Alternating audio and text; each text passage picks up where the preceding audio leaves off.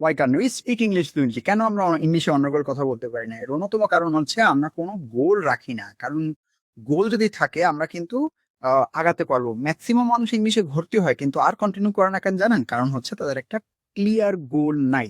যার কারণে মোটিভেশনটা থাকে না। তো আপনাকে একটা ক্লিয়ার গোল থাকতে হবে। কিরকম গোল? যেমন আমার প্রেজেন্টেশন দিতে গেলে ইংলিশ লাগে, হায়ার এডুকেশনের জন্য ইংলিশ লাগে, ইন্টারভিউ দিবেন তাও ইংলিশ লাগবে, প্রমোশন দরকার তাও ইংলিশ লাগবে। তো আপনার চাচ্ছেনটা কি ভাই? সেটা তো আমাকে জানতে হবে। সেলস পিচ দিবেন, ব্যবসা করতেছেন, সেলস পিচ দিবেন, সেটাও ইংলিশে লাগবে। বাইরে যেতে যাচ্ছেন বা হায়ার ইন্টারন্যাশনাল ব্যবসা করতে যাচ্ছেন, যা চাচ্ছেন আপনার কিন্তু ইংলিশে লাগবে। আপনি ভালো প্যারেন্ট হতে চাইলেও কিন্তু ইংলিশ লাগবে। বাচ্চাদেরকে শিখাবেনটা কি? আপনি নিজেই যদি না জানেন। সো আপনাকে অবশ্যই ইংলিশটা জানতে হবে এবং এজন্য একটা মোটিভেশনের জন্য একটা গোল সেট আপ করতে হবে স্পেসিফিক ভাবে। নেক্সট আসি আমাদের প্রবলেম হচ্ছে নেগেটিভিটি। আমরা যার কারণে নেগেটিভিটি থাকার কারণে আমরা ইংলিশটা পারি না, ইংলিশ বলতে পারি না। কেমন নেগেটিভিটি? দ্বিধা, লজ্জা, ভয় ৩ টা।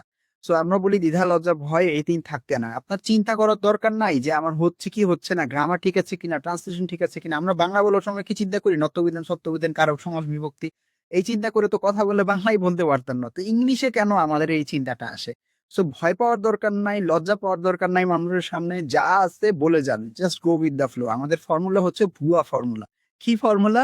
ভুলভাল ইংলিশ, উড়াধুরা ইংলিশ, আন্দাগুন্দা English. But everything should be in English. আপনাকে ইংলিশ বলতে হবে। আপনি ভুলভাল বলেন, উড়াধুরা বলেন, আন্দাগুন্দা বলেন, বাট ইংলিশে বলেন। নেক্সট আসে আমাদের কোনো পরিবেশ থাকে না, ল্যাক অফ এনভায়রনমেন্টের কারণে আমরা হয় না।